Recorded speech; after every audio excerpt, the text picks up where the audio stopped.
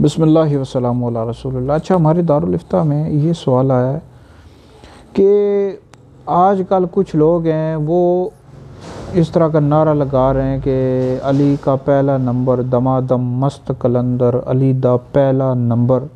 تو اس حوالے سے آپ کیا فرماتے ہیں؟ تو اس حوالے سے یاد رکھیں جی، پہلی بات تو یہ ہے کہ علی دا پہلا نمبر، علی کا پہلا نمبر، یہ اہل سنت و جماعت کا نعرہ نہیں ہے۔ اہل سنت و جماعت کا یہ نعرہ ہے کہ انبیاء علیہ السلام کے بعد سب سے افضل ذات حضرت سیدنا ابوبکر صدیق رضی اللہ تعالیٰ عنہ کی ہے، پھر حضرت عمر، پھر حضرت عثمان، پھر حضرت علی رضوان اللہ تعالیٰ علیہم اجمعین۔ تو پہلی بات تو یہ ہے کہ اہل سنت و جماعت کا یہ نعرہ ہی نہیں ہے، اہل سنت و جماعت کا یہ عقیدہ ہی نہیں ہے۔ اب جو یہ نعرہ لگا رہے ہیں، میں ان سے سوال کچھ کرنا چاہتا ہوں۔ پہلا سوال یہ ہے کہ یہ جو نعرہ لگا رہے ہیں علی کا پہلا نمبر، تو علی کا پہلا نمبر کس چیز میں بھائی؟ پہلا سوال یہ ہے، خلافت میں؟ یہ تو اہل سنت و جماعت کا عقیدہ ہی نہیں ہے، کیونکہ پہلے خلیفہ حضرت سیدنا ابوبکر صدیق رضی اللہ تعالیٰ عنہ ہے، پھر حضرت عمر، پھر حضرت عثمان، پھر حضرت علی۔ تو خلافت میں پہلا نمبر تو ہو ہی نہیں سکتا۔ تو اس حوالے سے تو یہ غلط ہے، بالکل غلط ہے۔ اور دوسرا سوال یہ ہے کہ افضلیت میں آپ کہہ رہے ہیں کہ پہلا نمبر، افضلیت میں پہلا نمبر نہیں ہو سکتا بھائی۔ حضرت سیدنا ابوبکر صدیق رضی اللہ تعالیٰ عنہ انبیاء علیہ السلام کے بعد سب سے افضل ہیں، تو افضلیت میں بھی پہلا نمبر نہیں ہے۔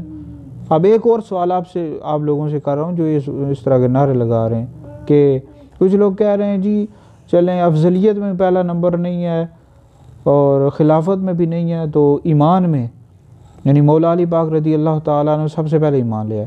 تو بھائی اس حوالے سے اہل سنت و جماعت کا آپ نے موقف پڑھا ہے؟ اہل سنت کا کیا موقف ہے کہ مردوں میں سب سے پہلے ایمان کون لائے؟ حضرت سیدنا ابوبکر صدیق رضی اللہ تعالیٰ عنہ۔ عورتوں میں حضرت سیدہ خدیجہ الکبریٰ رضی اللہ تعالیٰ عنہ، بچوں میں مولا علی رضی اللہ تعالیٰ عنہ۔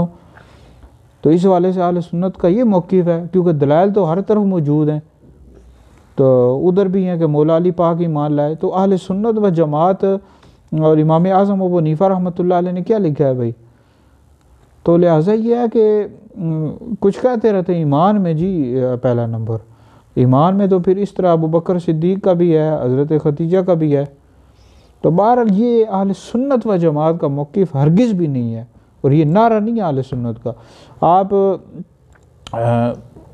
امام اعظم ابو حنیفہ سے لے کر اور پیچھے صحابہ کے آپ پڑھیں عقائد جو کتب احادیث میں لکھے ہوئے ہیں، بخاری میں اور دیگر کتابوں میں، کہ ان کا کیا موقف رہا ہے، پیر میرے علی شاہ صاحب رحمۃ اللہ علیہ تک، اعلیٰ حضرت امام اہل سنت تک، سب کا یہ موقف ہے کہ انبیاء علیہ السلام کے بعد سب سے افضل حضرت ابوبکر ہیں، ثم عمر، ثم عثمان، ثم علی۔ اور خود مولا علی پاک رضی اللہ تعالیٰ عنہ کیا فرماتے ہیں بھائی؟ بخاری میں کیا لکھا ہوا ہے؟ جب ان سے ان کے بیٹے نے پوچھا کہ سب سے افضل کون ہے، تو فرمایا ابوبکر، پھر فرمایا عمر۔ ان کے بیٹے کہتے ہیں اگر میں تیسرے کا نام پوچھ لیتا تو کہتے عثمان۔ تو بہرحال یہ اہل سنت و جماعت کا ہرگز بھی یہ نعرہ نہیں ہے۔ اہل سنت کا یہ نعرہ ہے کہ سب سے افضل انبیاء علیہ السلام کے بعد حضرت ابوبکر ہیں پہلے درجے کے لحاظ سے، ثم عمر، ثم عثمان، ثم علی رضوان اللہ تعالیٰ علیہم اجمعین۔